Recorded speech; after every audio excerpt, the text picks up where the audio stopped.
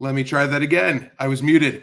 What's up, everybody? Hope everyone's having an awesome Saturday night. I am Dan Karpuc here for BetQL. This is the NFL Prop Zone. We are here to break down all of this week's best player props so far this season. I've been on a bit of a heater, I have to say. A little pat on the back here to start off. 61 and 30, that's 67%.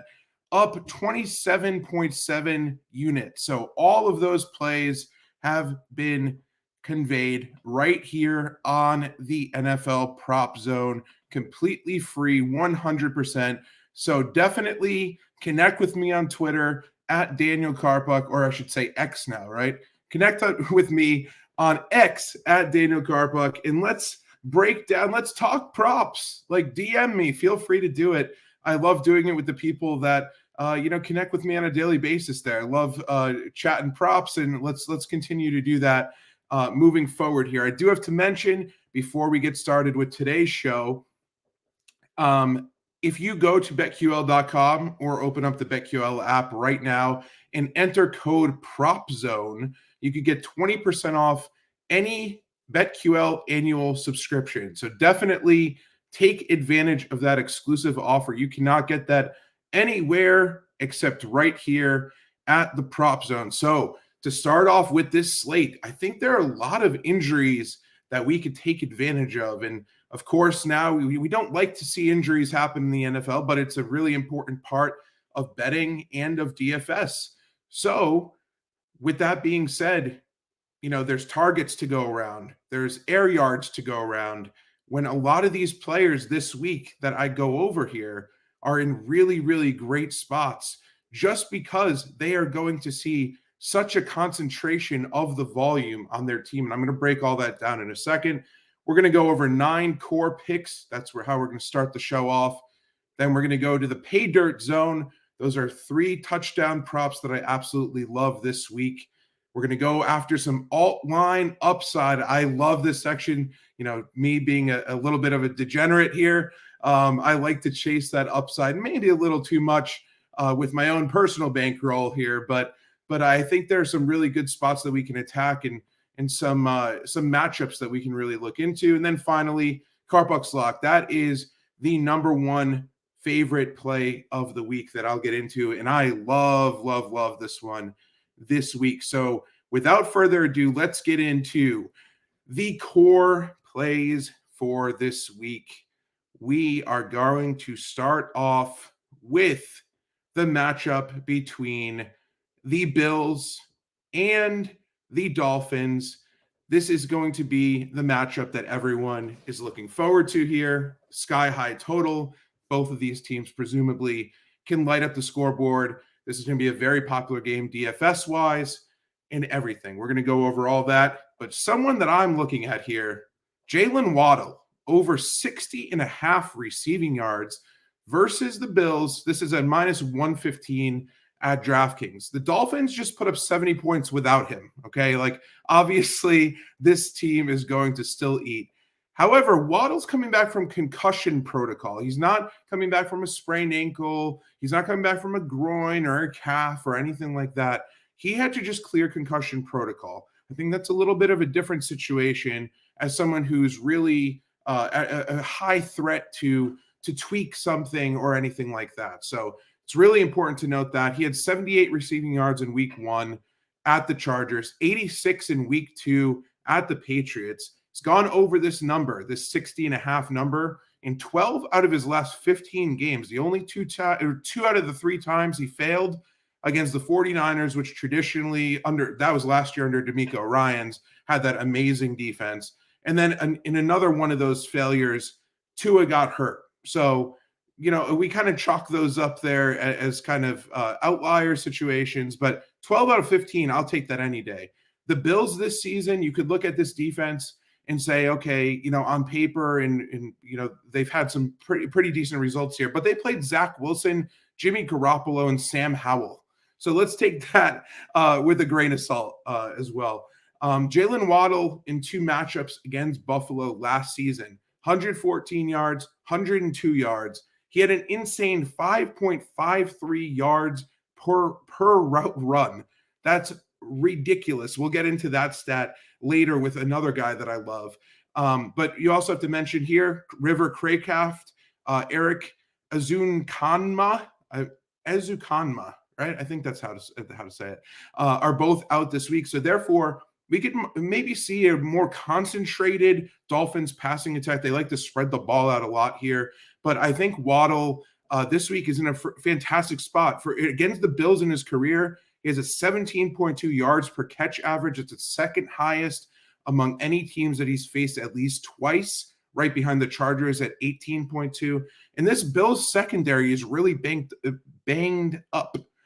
Jordan Poyer is out. Micah Hyde is dealing with a hamstring injury. He's slated to play, but he might be, you don't want a hamstring injury against Jalen Waddle and Tyreek Hill. And then Christian Benford, who the other starter who's going to be in there, he doesn't need to be injured because he's just been bad. Allowed 15 yards per completion and 99.3 passer rating when targeted this season.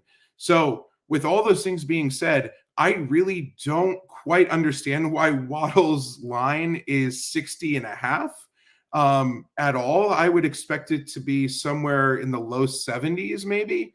So therefore, I'm just not going to overthink it. I'm just going to go over this.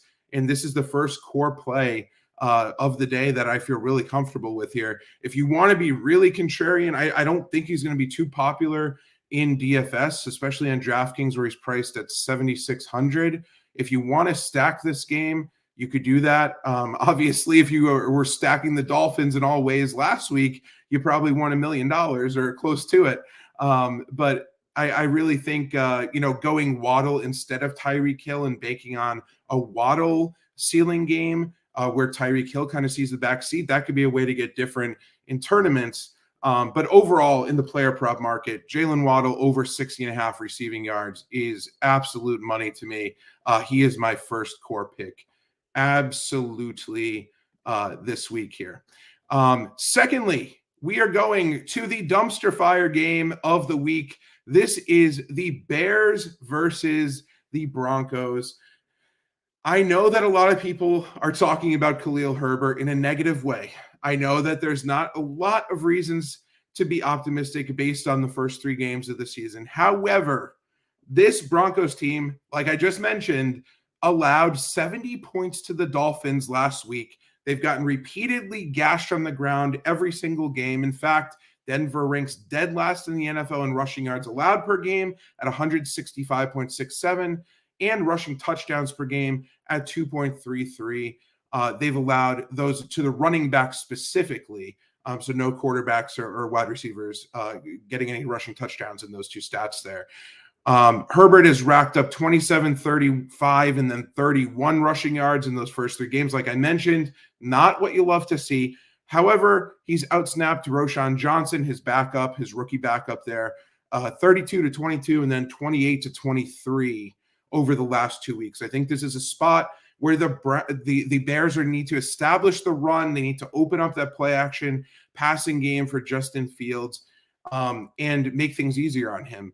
I expect a more productive outing for both running backs here, but I love Herbert's upside. Now, per Jacob Gibbs of CBS Sportsline, I really dug into this a little bit here and found some tidbits that he put on X. When the Bears have been within 7 points of their opponent, that's 70 plays this season, Herbert has a 63% snap rate compared to just 26% by Johnson. Herbert also has 15 rushing attempts compared to 4 by Johnson. And Herbert has run 20 routes with 1 target compared to 10 with 1 target for Johnson. So if this game stays close, which is projected to be, it's the lines been basically hovering between around 3 points here. So as long as that stays within a touchdown, within 1 score, the guy who's going to be on the field is most likely going to be Herbert based on everything we've seen so far.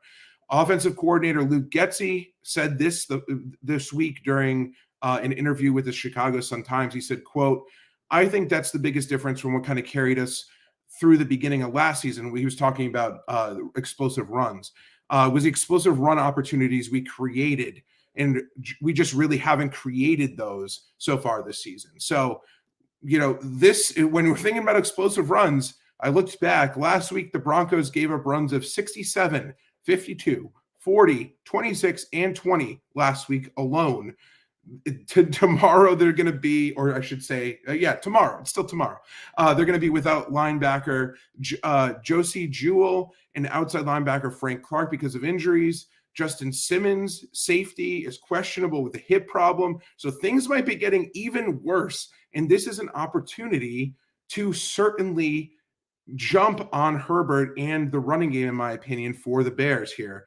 And Herbert was quoted in that same article in the Chicago Sun-Times saying, "The Dolphins' success definitely excites you. I feel like we could do some of the same things they did last week. And even in some of the Broncos' defense's other games, try to find different ways to attack them and utilize the people we have here to the best of our ability and do some of the same things." So it's very clear if he's going out and saying that to the media, I don't think that's too far-fetched to really think that he's going to he has been told he's going to be leaned on and that he's going to have a big day here.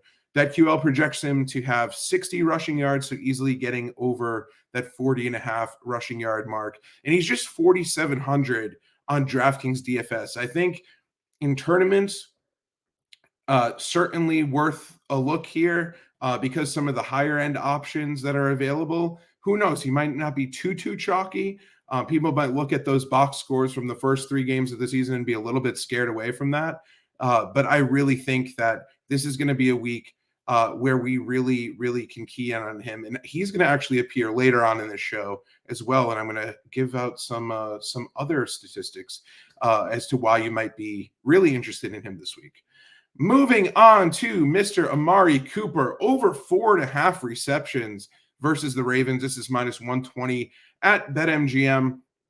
Now, dating back to last season, there was a trend where you probably want to target opposing wide receivers against Baltimore's defense, and that's carried over to this season. Baltimore's allowed an NFL high 29.67 targets, 19.67 receptions to opposing wide receivers. And Cooper's clearly the go-to guy in Cleveland's offense right now, especially that Nick Chubb is injured. Cooper's seen 7, 10, 8 targets in the 3 games so far. And in weeks 2 and 3, he absolutely crushed it. 7 catches in both with 90 and then 116 receiving yards. He's in a great spot this week. I just mentioned this defense funnels targets to opposing wideouts this week. I expect another really big performance from him.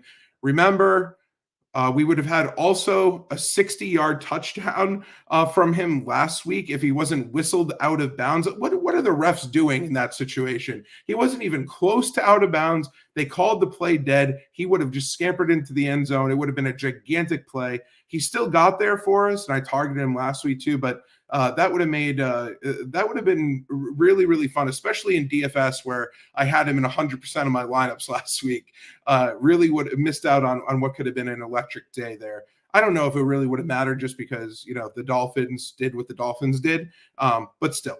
worth noting there. I also dug into this a little bit more here of, why Cooper, dating back to last season even, he led the AFC North in receiving very quietly. He's doing that again this season.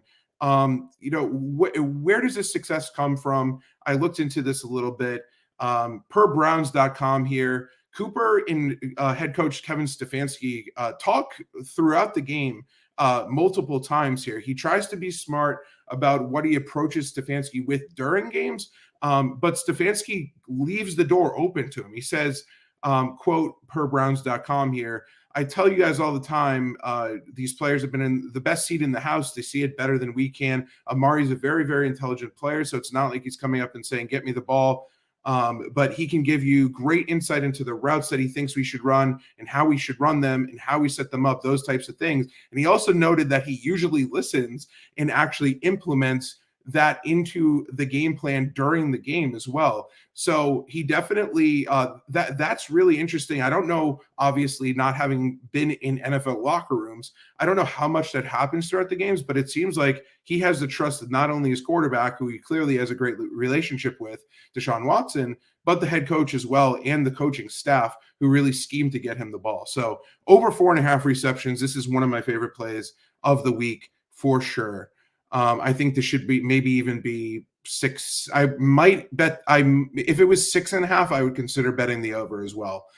So I think there's a ton of value here. Speaking of value, we're going to the Bengals at the Titans. Now there's Treylon Burks is out for the Titans, which means I really like DeAndre Hopkins this week. And that's weird to say in the year 2023 that I like DeAndre Hopkins, but it's happening this week, everybody. DeAndre Hopkins over 51.5 receiving yards versus the Bengals. This is minus 113 at FanDuel. Treylon Burks is out. His 18% target share has to go to somebody. That's not astronomical, but it's worth noting that Hopkins has a 29% target share.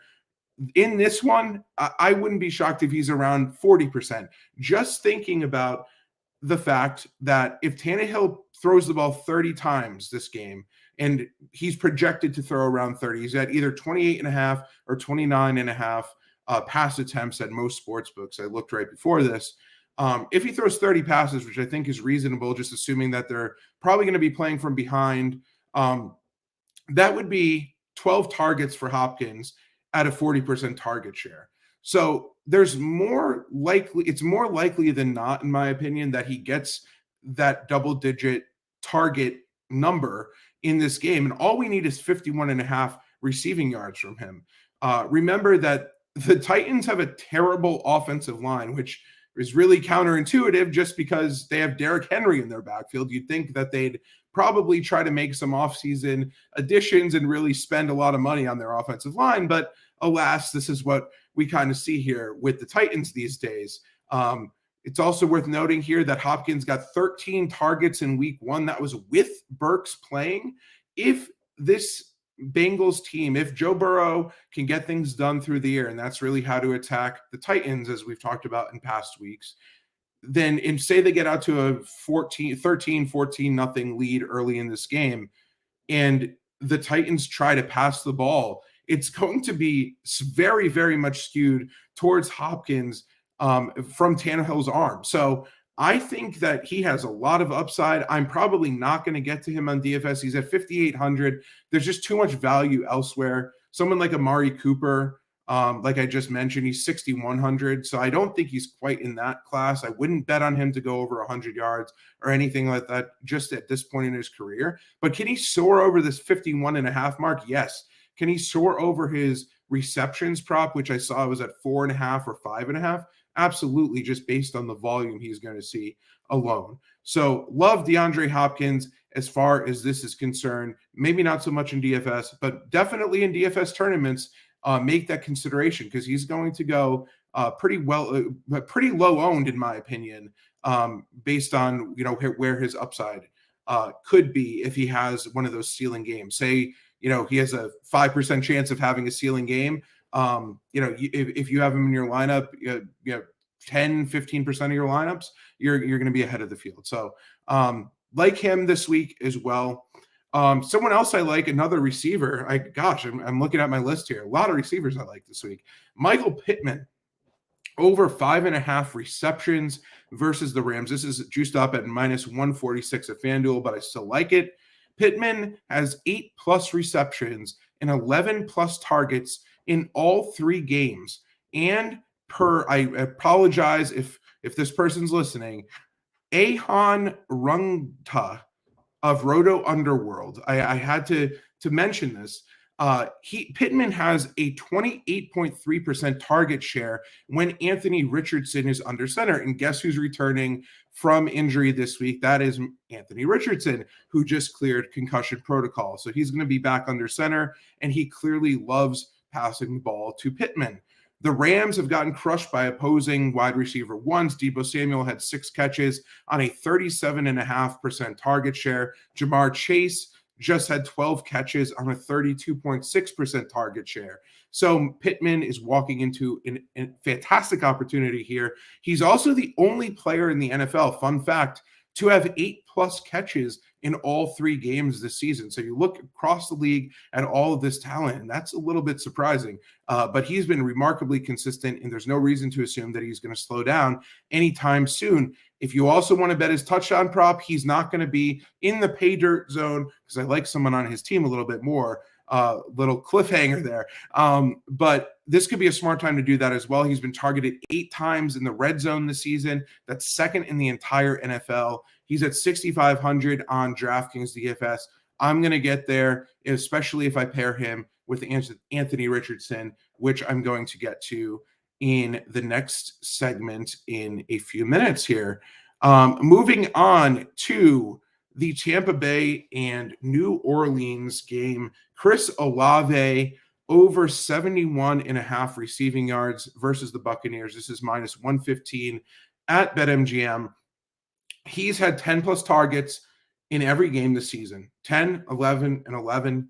He's caught 8, 6, and 8 passes. And now the big headline this week is Jameis Winston is going to be starting in place of Derek Carr. I actually think that's a positive as far as this prop is concerned for a very clear reason. With Jameis Winston starting, Chris Olave averages 11.6 targets per game, 105.8 yards per game in his last 5 games. So dating back to last season, obviously, Chris Olave was Jameis Winston's favorite target. And there's no reason to assume that that's going to be any different, even with Alvin Kamara back, even with other players, Shaheed, who's Michael Thomas, who's back and healthy.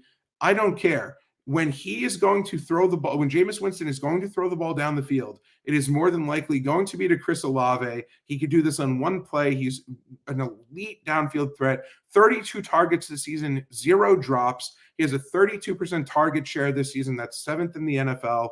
And Tampa Bay, the opponent here, is a pass funnel defense that typically performs well against the run. They didn't last week, unfortunately for them, but that was against the Eagles. This week, I think the Saints are going to struggle to run the ball. I think they're going to air it out. And Jameis Winston, as we know, is not afraid to throw the ball down the field or sling it anywhere on the field. So I'd really like Olave's upside this week. He's at 7,100 on DraftKings DFS. He's one of these guys that's in that middle tier, the high to middle tier. But in my opinion, he has the same type of upside as someone like Justin Jefferson, some of those elite guys, Tyreek Hill. He has the slate breaking, tournament winning upside that we want to look at. So I think that he's certainly an option in GPPs this week in DFS. And I love this prop. It should, in my opinion, be about 7 or 8 yards, more than that, around the 80-yard mark. So definitely something to take advantage of. Speaking of something to take advantage of, Tank Dell is legit. Over 43.5 receiving yards versus the Steelers. This is at minus 115 at DraftKings. Dell is averaging 2.44 yards per route run versus zone coverage, 7.01 yards per route run versus man coverage. The only 5 elite wide receivers in the NFL that accomplished that last season were guys like Justin Jefferson and Tyreek Hill. He's been the best in the NFL. I'm speaking of Tank Dell. He has been the best in the NFL versus man coverage in that metric. The yards per route run versus man coverage ahead of Justin Jefferson this season. That's insane. Also, he is starting to get the first look from CJ Stroud. Per Jacob Gibbs of CBS Sportsline on X, first read target shares. This is how they've gone for Dell week over week. 14.8% in week 1, 21.2% in week 2, 31.6% in week 3. 31.6% first read target shares. I will take that all day. Obviously, we looked at someone like Nico Collins in week 1. I was actually high on Nico Collins in week 2 and got burned on this. But his first read target shares have gone down 33.3, 27.3, 15.8. So as Dell progresses, someone like Nico Collins regresses. So be careful with that. If you're high on Nico Collins, just keep that in mind this week. I'm going to stay away from Collins completely. I'm going to really try to ride the wave here with Dell. Something also that I saw that's really interesting with Dell, and you've probably noticed this because he's 5'8". He's a tiny dude. He's only lined up in the slot 22% of the time. So he's moving all over the field. They're scheming to get him the football, and he is one of the top playmakers on this team, if not the best playmaker on this Texans offense right now. So I'm really, really high on him in this game. In his last 2 starts, he had 7 catches on 10 targets for 72 yards and a touchdown. And then last time out, 5 catches, 7 targets, 145 yards and a touchdown. He's only 4,600 on DraftKings DFS. If you need a value option, it's going to be hard, really, really, really hard to get someone with more upside at that price point than Dell. He's my top value option of the week by a long margin in DFS. And there are some pretty good options in that mid-range, but 4,600 for a guy with his upside and with what he's shown so far in those metrics that I told you about, it's like I'm pressing the lock button. He's going to be at 100% of my lineups this week. I'm going to go really overweight on him and just take a stand that I love Tank Dell, even against the Steelers this week. Moving on to someone who absolutely crushed last week, Keenan Allen. Over 7.5 receptions versus the Raiders. This is plus 100 at BetMGM. Austin Eckler is doubtful. Whenever Austin Eckler is out or doubtful, automatically look to Keenan Allen. He becomes the safety, the check down guy that Eckler usually is to Justin Herbert. Justin Herbert then finds Keenan Allen, it seems, in the middle of the field on those short slants, on those little screen passes, whatever it is, whatever he can do to get the ball to Allen. And he showed that off last week when Eckler was out. Allen caught 18 of 20 targets for 215 yards. Nate Hobbs, the Raiders' top slot corner, is going to be out for this game as well. So whoever they have slotting in there is going to have a very, very difficult time. You have to also think that now he's competing, since Mike Williams is also out, Keenan Allen is competing with Josh Palmer, Quentin Johnston, and Gerald Everett as the main points of the passing attack here for Justin Herbert. As we know with Justin Herbert, this is also a very pass-happy passing game right now, I should say. I probably phrased that pretty confusingly. A pass-happy offensive attack, I should say, with Eckler out under Kellen Moore. So last week, tons of passes. I don't expect that to be different this week. No player in NFL history has caught more than Allen's 3 career games of 15 plus receptions. So 39 targets, 0 drops this season. If you want consistency, it's hard to find someone that's this consistent. He's 7,900 on DraftKings DFS. He did put up 48.5 points last week, which is absolutely insane. Don't expect that to happen again. But I wouldn't be shocked if he caught something like 10 to 12 passes for 120 to 130 yards. Again, that wouldn't be exactly shocking to me. So love him again, and it's really hard not to this week here. I tend to be a little bit cautious after ceiling performances, but just at this number, 7.5 receptions, and you could get plus 100 at BetMGM, you just double your money. I'm all over this. And the final core play of this week is Ramondre Stevenson over 13.5 carries versus the Cowboys, minus 110 BetMGM.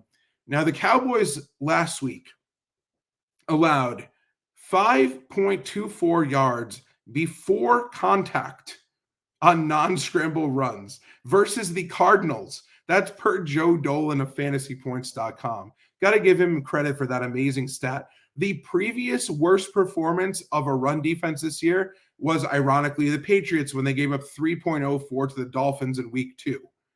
So 5.24 average yards before contact on non-scramble runs last week. This Cowboys defense right now, at least from a run prevention perspective, is in shambles.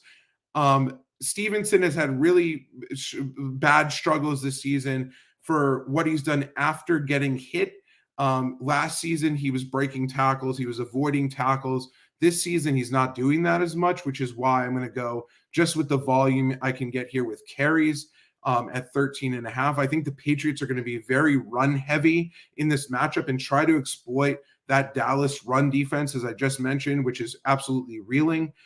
Stevenson ranks 11th among running backs in total snap percentage at 71%. So Ezekiel Elliott isn't really doing much to try to steal his job. Stevenson had 19 carries last week against the Jets, 15 the week before against the Dolphins, and 12 in the opener against the Eagles. They weren't doing anything on the ground against that elite Eagles run defense anyways.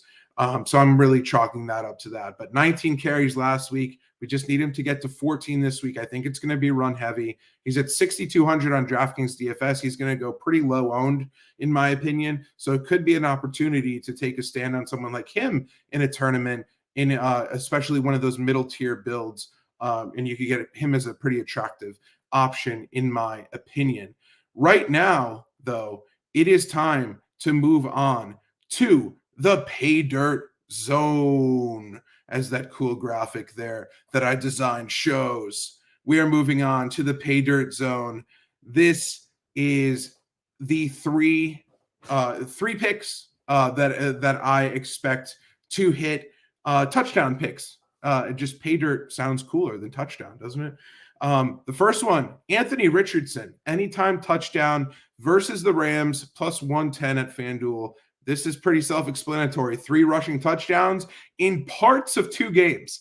He missed 1 game fully due to a concussion and got knocked out early on the other 2 that he was in. So we got to cross our fingers with this one here. But it's pretty obvious that this guy's athleticism is off the charts. He's used just like Lamar Jackson. I think he's actually going to have more rushing upside than Lamar Jackson throughout his career if he can learn, if and only if, he can learn to avoid those big hits, those head-on collisions that so far he hasn't been avoiding properly. That takes some time. We've seen that with mobile quarterbacks when they, make their NFL debuts.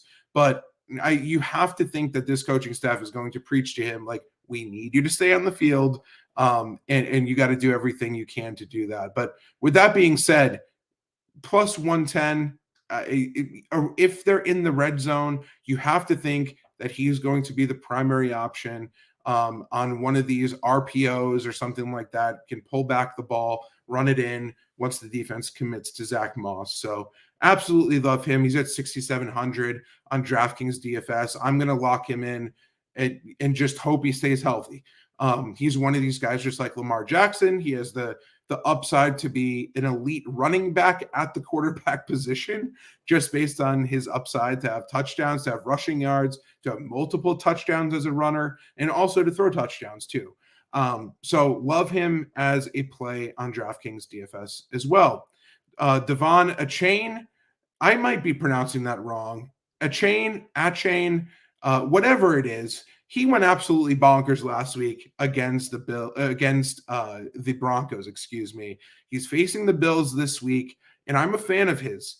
plus 190 at FanDuel. I love this price for a few reasons here. First, he had more first quarter rush attempts than Raheem Mostert last week. He had 5 first half red zone opportunities compared to just 2 from Mostert. And he also had, from carries inside the 10-yard line, 3 of 4 of those carries as well. He's averaging 6.4 yards after contact per attempt, which leads the NFL. That's absolutely insane. And he's only 5,700 on DraftKings DFS if you want to roster him there. 54.3 fantasy points last week. That's not going to happen again. But, I like his upside. I like plus 190 as a price for him to find the end zone.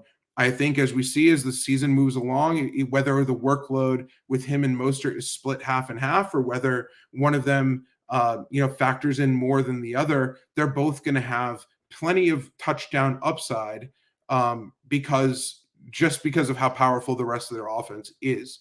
So whether it's a 70-yard run or a 1-yard run, all we need is for him to find the end zone one time to cash that plus 190, which I really like this week. And then finally, Tony Pollard, anytime touchdown versus the Patriots. I talked about Ramondre Stevenson already, but I do like Pollard on the other side to score a touchdown. Minus 150 at BetMGM. He has more rushing attempts for running backs in the red zone than anyone else in the league. 24 for him. The next highest is Christian McCaffrey with 14. So when they have the ball, when the Cowboys have the ball in the red zone within the 10-yard line, they are going to go to Pollard. He's going to get the touches. He's seen 71% of the snaps for the Cowboys so far this season, including 15 carries inside the 10-yard line. He's 7,800 on DraftKings DFS. That's a little bit much for me against someone going up against Bill Belichick's defense. We know that Bill Belichick can give up yards, and he likes to keep those opposing offensive players, those explosive guys, in front of his defense rather than behind them. So I don't expect any crazy chunk plays. We also know that Bill Belichick's teams historically have performed well in the red zone. So they let teams operate between the 20s, but then they really hunker down towards the end zone. So that's probably why I wouldn't go and roster Tony Pollard this week in DFS. But if you want to get contrarian, certainly go for it. He has 2-3 touchdown upside anytime he takes the field. But I do love him to find the end zone at least one time. Moving on to alt line upside. I love this new segment that we are going to debut tonight. These are basically players that I'm really high on this week that I want to get capitalize on some extra upside, try to cash these alternate lines here. So starting off with Justin Jefferson, 150 plus receiving yards versus the Panthers. This hurts to say. This is plus 390, by the way, at FanDuel. This hurts to say. I had this exact bet last week, and guess what he ended up with? 149. So I kept checking. Will there be a correction on the screen, on the ESPN screen? I checked the NFL.com. Will this show up as 150? It unfortunately never did, like I should have probably expected. But 149 receiving yards, that would have cashed at plus 390 last week. I'm going to run it back this week. The Vikings are 0-3. They need to feed their best player the ball. He is commanding a huge target share every single week. Kirk Cousins and him are aligned on everything they do. This is the Panthers. They should find success against the Panthers. He's 9,600 on DraftKings DFS. I'm not going to go to him there. But this season so far, Jefferson's had 150, 159, and then 149 receiving yards. He's on an astronomical pace. He's the best wide receiver in football, in my opinion. And this is just some plus 390 on something he almost did 3 games in a row is certainly an alternate line that I'm going to attack once again. I'm not even going to think twice about it. Secondly on the list here, Amari Cooper. We already talked about him versus the Ravens. 100 plus receiving yards versus the Ravens. We know the Ravens funnel targets to the outside to wide receivers. This is plus 450 at BetMGM. He's coming off a 116-yard performance last week. As I mentioned, he has that connection with his quarterback. He has a special connection with the head coach and the coaching staff to scheme to get him the ball. That's going with Nick Chubb out specifically. He is the number one option in this offense right now. He's been remarkably consistent throughout his career. He's one of these guys that, for whatever reason, just gets overlooked when we talk about some of the best wide receivers in the game. And I'm just going to go. I believe in him this week. 100 plus receiving yards at plus 450 at BetMGM. Next up, Tank Dell. We already talked about him too. His metrics are popping off the charts, literally popping off the charts. 100 plus receiving yards versus the Steelers. This is plus 580 at FanDuel. He just had 145 last week. He doesn't even have to get to that. He can just have 101. That's fine with me. He has a clear connection with CJ Stroud. He's gaining target shares week after week after week. And I read this pretty cool article that CJ Stroud has dinner prepared by private chefs at his house every single day of the week, usually. And Mr. Tank Dell is usually one of the frequent visitors there. So it seems like a little inside info. I mean, for me and anyone else who read that article in the Houston Chronicle, I believe it was.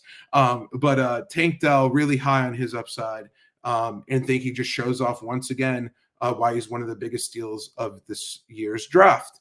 Finally, I got to hold my nose while I say it maybe, but Khalil Herbert, 100 plus rushing yards versus the Broncos. This is plus 640 at FanDuel. This is the best possible matchup for him. He's actually talented, and he dominates the workload in close games for the Bears. So he ranked first in yards after contact per rush, dating back to the start of last season, excuse me. I had that in my notes and then I completely lost it. So I believe that's what it is. I'll follow up in the chat just to confirm that. But he's actually someone who has talent. In this matchup, he should be able to have some running lanes to exploit. We already noted what he was quoted saying in the local on the bears.com, I believe it was. And there's no reason for the Bears not to try to establish the run this week. That's how you get success against this Broncos defense. And that's how you open up things for Justin Fields in the passing game, which they have to do sooner rather than later. If they don't do it, the whole coaching staff's probably going to get fired after this week. So a little bit of pressure there on the coaching staff. But Khalil Herbert, 100 plus receiving yards, alternate line versus the Broncos, plus 640 at FanDuel. And finally, we're going to have the dramatic video here for my lock of the week. This is going to be Zay Flowers over 4.5 receptions versus the Browns. When I saw this, I had to kind of do a double take here. It's at minus 105 at BetMGM. So instant value here. BetQL projects him to catch 7 passes for 75 yards. I tend to agree with that. I might even be higher on him this week. We have no Odell Beckham Jr., no Rashad Bateman. The Browns have also been the best team in the NFL versus the tight end position. So that means Mark Andrews might not be able to have an outstanding game to step up for those two aforementioned wide receivers. Same thing with Isaiah Likely. So therefore, that leaves Flowers competing with guys like Nelson Aguilar, Devin Duvernay, Laquan Treadwell. So with just that being said, you have to expect that he's going to get double-digit targets here. I'd be surprised if he didn't. He already has 2 10-target games in his first 3 NFL starts. Lamar Jackson clearly trusts him. He's had 9, 4, and then 8 receptions in those games. He's coming off a 33% target share in week 3. And like I said, BetQL projects him to catch 7 passes for 75 yards. So for those reasons, I absolutely love Zay Flowers and his upside this week. He's at 5,600 on DraftKings DFS, which obviously is a PPR format. So would it be out of completely out of left field if he had something like 8 catches for 90 yards and a touchdown?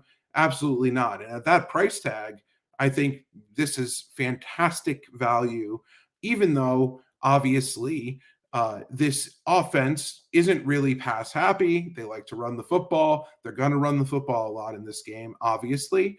But just from a target concentration perspective, Mark Andrews is not going to thrive against a team that has allowed less than 10 receiving yards per game to opposing wide receivers, in my opinion. Unless I'm completely wrong, something crazy happens. I don't think he's going to go off. I don't think Isaiah Likely is going to go off. Therefore, who do you have faith in Nelson Aguilar, Devin Duvernay, or Laquan Treadwell? I don't have faith in any of those guys. Therefore, would it be something out of the question for Zay Flowers to have like 15 targets in this game? I don't think so. Especially, let's think about if the Browns get up to an early lead. Say they're up like 14-0, say they're up like 21-3 or 21-10 or something like that, and the Ravens start passing the football. Who do you think the recipient of that's going to be? I think the recipient is going to be Mr. Zay Flowers, and I think we're going to have a gigantic week for him this week. So that is the show for this week. We didn't quite make it to an hour, but that's completely okay. We're kind of open-ended here. Sometimes we go over an hour, sometimes we go less. I think there's a lot of great plays on this slate, like I just laid out. I might add a couple more in the morning, especially if there are some injuries that come out. So I'll be sure to update those with a little retweet or re-X or repost or whatever I'm supposed to say it's called now. But definitely follow me, DM me with any questions or give me your thoughts. Send in those replies. Give me all the likes you can.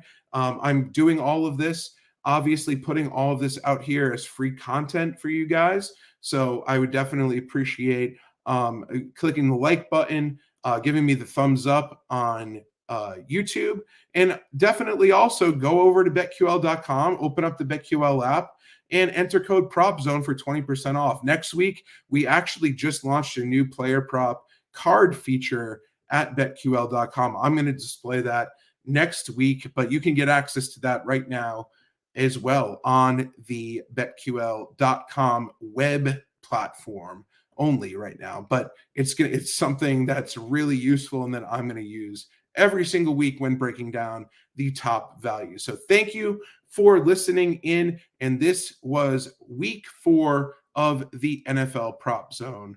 I'll catch you all next week.